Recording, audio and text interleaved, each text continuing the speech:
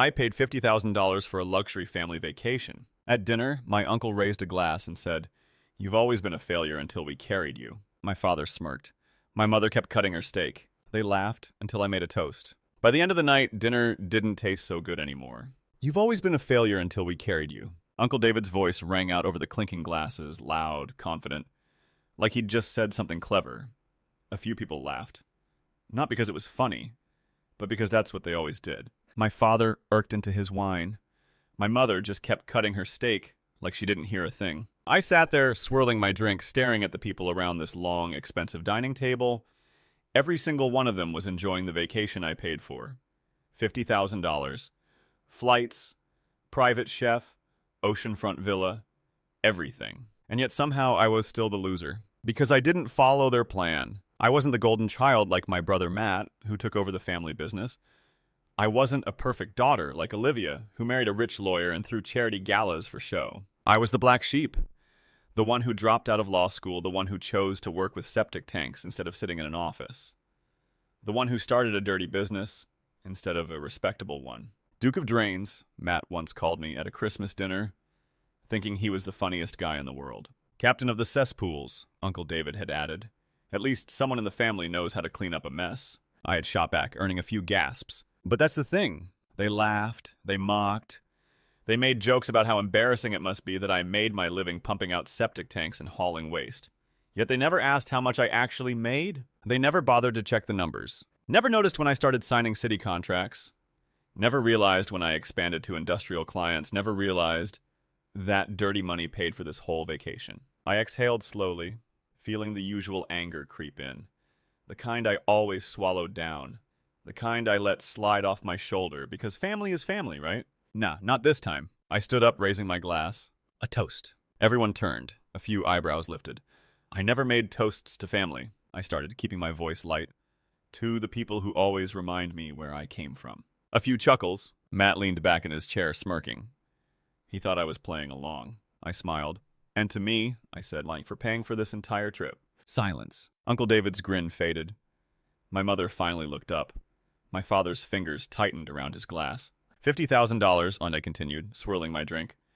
For the villa, the food, the endless bottles of wine you've all been enjoying. I took a sip, letting the words sink in. "So cheers," I said, lifting my glass higher. "To the failure who somehow managed to pay for everything with clean money from a dirty job." Dead silence. Matt looked like he'd swallowed a lemon. Olivia let out a nervous laugh. "Oh, come on," she said. "David was just joking." "Yeah," Uncle David muttered. "Just a joke." I looked at him and smiled. "Funny, I don't hear anyone laughing." I downed the rest of my drink and sat back down. Dinner suddenly didn't taste so good for them anymore. I leaned back in my chair, waiting for someone to speak. But they didn't. My father cleared his throat like he was about to say something wise, but instead he just swirled his wine. Uncle David stared at the table as if he had just noticed the pattern on the tablecloth. My mother acted like none of this concerned her, but I saw it. I saw the way the truth was gnawing at them. "What's wrong?" I raised an eyebrow. Is the truth hard to swallow? Or is it just difficult to admit that this failure paid for all of this? "It's not about the money," my brother Matt finally spoke, setting down his fork. "It's about status." I laughed. "Oh, really? And tell me, does status pay the bills?" Matt frowned, but quickly regained his usual confidence. "Don't be so simple-minded," he said, straightening his posture. "We're building something bigger than just making money. The family business is about prestige, tradition, influence. You wouldn't understand that because you chose, well, you know." I drummed my fingers on the table. "Yeah, let's talk about that, about your prestigious business, the one that, if I'm not mistaken, is barely staying afloat." The flicker of tension across Matt's face was satisfying. "Tell me, who paid for last year's corporate losses?" I tilted my head. "Oh, right. Dad had to take out another loan.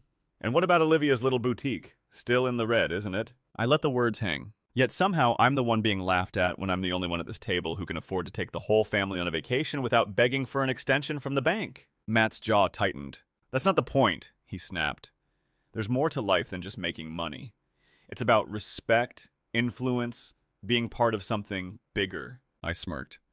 "Right. So let me get this straight. If you struggle and barely make ends meet, it's building a legacy. But if I actually succeed in my field, I'm still a joke because my work isn't glamorous enough for you." Money isn't everything, Matt said through clenched teeth. I picked up my glass and took a slow sip.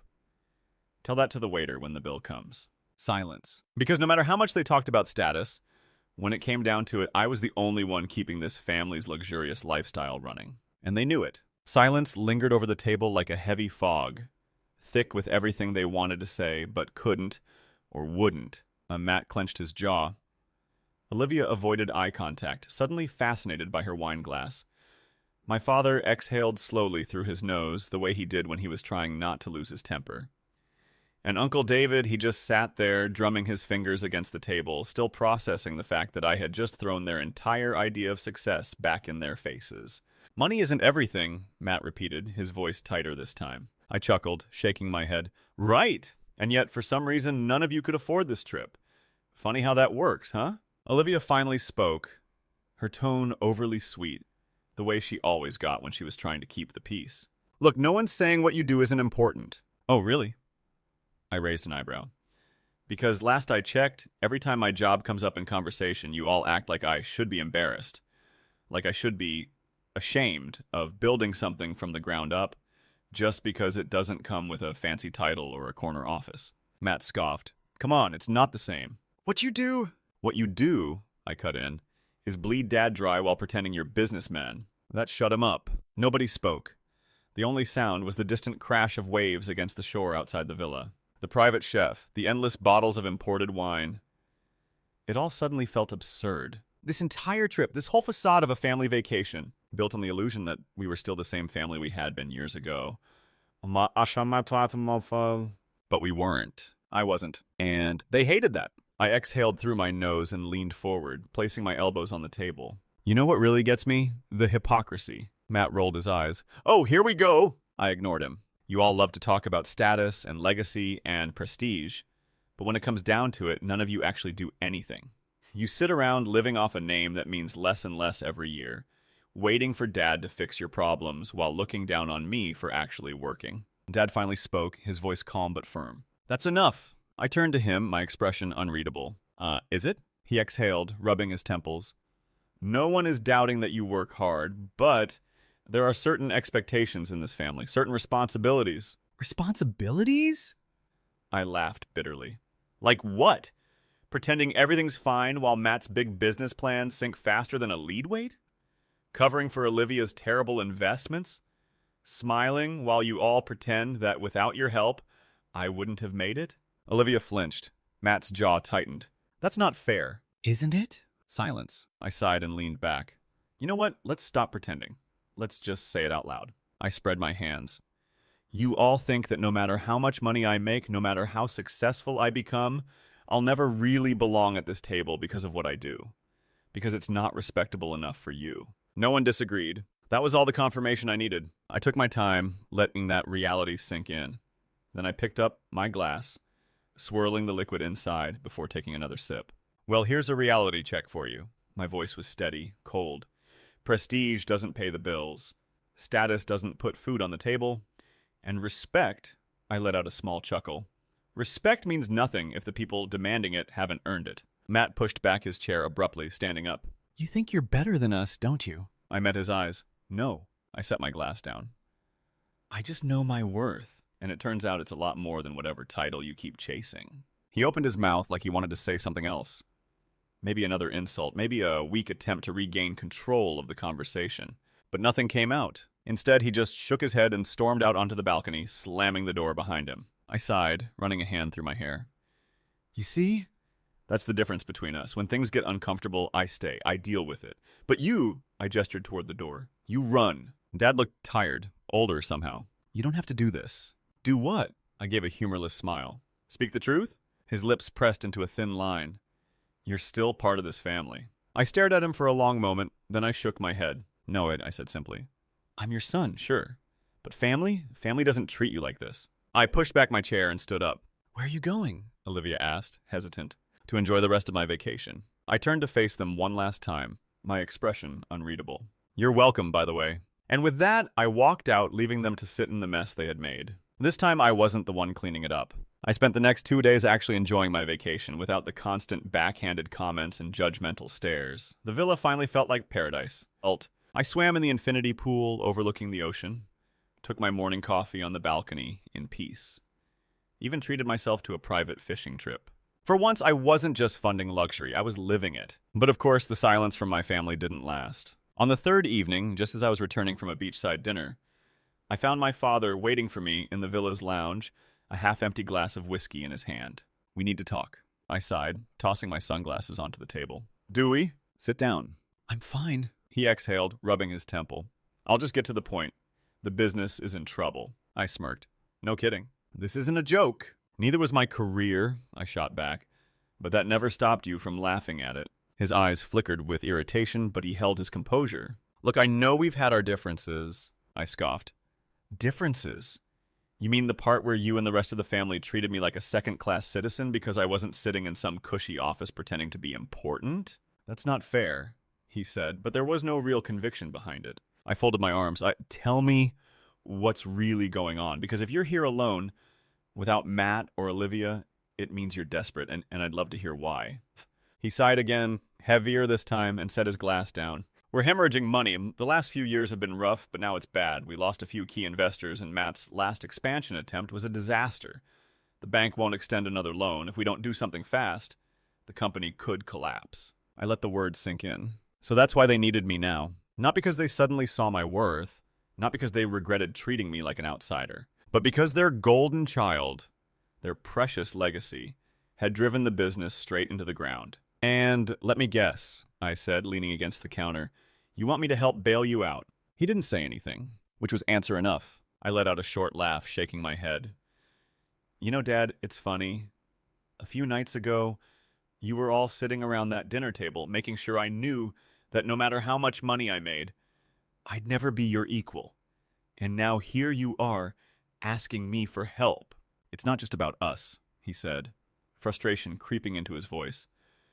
"There are employees who rely on us, families who need their paychecks. This isn't just about pride." I tilted my head. "You sure about that? Because if this were only about protecting jobs, you'd have swallowed your ego and asked me for help before everything went to hell. Instead, you waited until you had no other choice." Silence. I sighed and crossed my arms. "Let me guess. You don't just need cash. You need someone with actual business sense to clean up Matt's mess, right?" Dad didn't answer. "He didn't need to," I scoffed. "Wow. So let me get this straight. I was never good enough to sit at your table as an equal, but now I'm suddenly good enough to fix all your problems. Is that it?" "You're still part of this family," he said, trying to sound reasonable. I laughed. "That's rich. When did I become family again? The moment you needed my bank account?" Dad's patience finally snapped. "For God's sake, son, stop being so petty. This is about something bigger than you." I stepped closer, lowering my voice. "No, Dad, this is the first time this has ever been about me." I grabbed my sunglasses off the table and turned toward the stairs. "Where are you going?" "To get some sleep." I shot him a look over my shoulder. "And just so we're clear, I'm not giving you a dime." His expression darkened. "You're willing to let your own family fail?" I smiled. "No, I'm just finally willing to let you deal with your own consequences." And with that, I left him standing there alone, with his whiskey and his regrets. I knew my father wouldn't just let it go. Rich, powerful people never do. They don't hear the word no. They don't believe in consequences, at least not for themselves. So when I woke up the next morning to find my mother sitting on the villa's patio, sipping tea like she was waiting for me, I wasn't surprised. "Good morning, darling," she said smoothly, as if last night's conversation had never happened. I grabbed a coffee from the kitchen and sat down across from her, not bothering with pleasantries. "Did Dad send you?" She smiled, but it didn't reach her eyes. "Your father is upset. He doesn't understand why you're being so stubborn," I snorted. "Oh, I don't know, Mom. Maybe it's because you've all spent years making sure I knew I wasn't good enough for this family. Except now that you need my money, suddenly I'm valuable." "Don't be dramatic," she said, placing her cup down gently. "This is about family, about responsibility." "No," I said, "this is about control." I leaned back in my chair. "You don't actually care about my success, Mom. You just hate that I built something without you." Her expression hardened just for a second before she recovered. "That's not true," I sighed, rubbing my temples. "Mom, what do you want?" "We want you to be part of something bigger," she said, folding her hands neatly on the table. "We want you back in the family business." I actually laughed. "You mean the failing business? The one Matt ran into the ground?" "It's not failing. The bank disagrees." I shook my head, still smiling. "This is unbelievable. For years, you all mocked my work, and now that I'm successful, you suddenly want me to drop everything and come running back. Why? Because now I'm useful? You've always been useful, dear, she said smoothly. Just not in the right way. That one stung. She saw it in my face and pushed forward. You have potential, but you've wasted it in... She gestured vaguely. Sanitation. I clenched my jaw. You mean in running a profitable business, the one that's more successful than yours? That's not the point. Then what is the point, Mom? I leaned forward. Because from where I'm sitting, it looks like you and Dad don't actually care what I do. So long as it fits into your perfect little image of what success should look like. Image matters, she snapped, finally breaking her calm. This family has a legacy to protect. You don't understand how important that is. I shook my head, standing up. No, you don't understand. I don't need your approval. I never did. And I'm done playing by your rules. I turned to walk away, but her next words stopped me cold. Oh, what about Matt? I paused. She took the opportunity to keep talking. He's your brother. If the business fails, what happens to him? What happens to his kids, to Olivia, to all of us? There it was, the guilt trip. I turned back slowly. So that's it, huh? You can't convince me with insults, so now you're trying to guilt me into saving Matt? I'm asking you to do the right thing. I laughed bitterly. No, you're asking me to sacrifice myself so you don't have to deal with the mess you created. You're asking me to clean up after Matt, just like I've always had to clean up after this family. Silence. She looked at me with something almost like pity. You don't get it, do you? No matter how much money you make, no matter how successful you become, you'll never have what we have. The respect, the status. I smiled. Respect, I said slowly. You mean the kind of respect that disappears the moment the money runs out? She didn't answer. I nodded, as if I had finally figured something out. See, that's the difference between us, Mom. I built something real. Something that doesn't crumble the moment you take the fancy name away. I took one last sip of my coffee. So no, Mom, I'm not saving Matt. I'm not saving your business. I'm not saving any of you. I set the cup down on the table and turned toward the door. You want someone to clean up your mess? I glanced over my shoulder. Hire a professional. I hear sanitation pays well. And with that, I walked away, leaving my mother in stunned silence for the first time in her life. I should have known they wouldn't take no for an answer. The first sign came a few days later when I got a call from an old business associate, someone I hadn't spoken to in years. Hey, man, he said cautiously. I just wanted to give you a heads up. Your name's been coming up in some weird conversations. Some people are saying your business isn't as legit as it looks. I exhaled through my nose. Let me guess. My family. I didn't say that. You didn't have to. It was classic damage control. If they couldn't get me to help them willingly, they'd try to pressure me into it. They'd call my work low class, spread rumors that I was just another guy with a truck and a pump, not a real entrepreneur. They'd use their social connections to turn people against me to make sure I needed them. But they had underestimated one thing. I had spent my entire career dealing with messes, and I was good at cleaning them up. So when I found out they were hosting a charity gala that weekend, one filled with business elites, socialites, and the type of people they desperately needed to impress, I decided it was time to return the favor. I walked into that event in a perfectly tailored suit, looking every bit as successful as the people they wanted to impress. Heads turned as I stepped into the ballroom. My presence alone enough to make my mother's face drain of color. What are you doing here? Matt hissed, appearing at my side. I smiled. Oh, didn't you hear? I'm networking. Before he could respond, I walked straight into the crowd, shaking hands, making conversation. And within minutes, it became clear they had not been expecting this. They had expected me to stay in my lane, to be the working-class embarrassment they could push around. They hadn't expected me to show up, to command attention, to talk business on their level, and then I made my final move. I waited until my father was mid-speech, thanking the donors and talking about legacy, before I spoke up. Speaking of legacy, I said, my voice carrying through the hall, I just signed a new contract. One that's going to change the waste management industry in the city. People turned. Some looked intrigued. Others looked confused. My family looked horrified. I smiled. In fact, my company just secured a deal with the city government. We'll be handling sanitation for several major districts, including industrial sites. It's one of the largest contracts in the industry this year. There was a beat of silence, then applause. People were impressed, genuinely impressed. I saw investors whispering to each other, nodding. A few even approached me right then and there.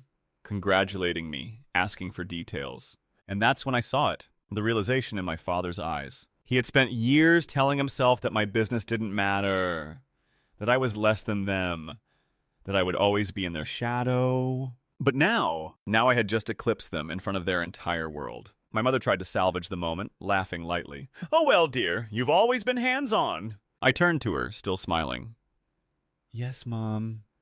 And that's why I build things while your business falls apart." Matt gritted his teeth. "You think one contract changes anything?" "No," I said easily, "but the fact that I don't need you does." And with that, I took a glass of champagne from a passing waiter, lifted it in a mock toast, and walked away. Because for the first time in my life, I had nothing left to prove. 1 year later, I sat in my office reviewing contracts when my assistant knocked. "Sir, your father is here to see you." I didn't react right away. I just let the words sit there.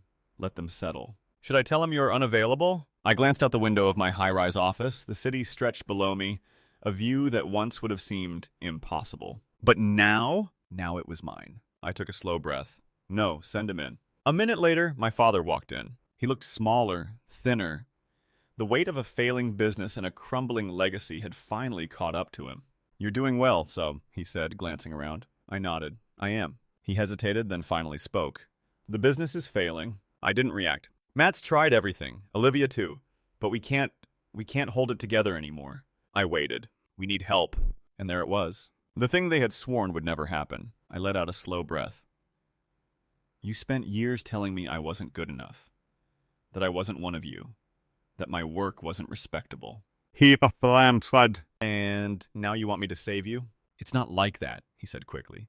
"We're family." I leaned forward. "No, we're not." The words hit like a slap. "You don't mean that," he said quietly. I held his gaze. "Yes, I do." For the first time I saw it. Realization. He understood finally that I was gone, that he had pushed me away for too long, and there was no coming back. "I'm sorry," he said, at last, for everything. I studied him for a long moment. Then I stood up, adjusting my suit. "I know." And then I walked him to the door. Because no matter how much they regretted it, no matter how much they wanted to undo the past, I was done cleaning up their messes. They had made their choice, and I had made mine.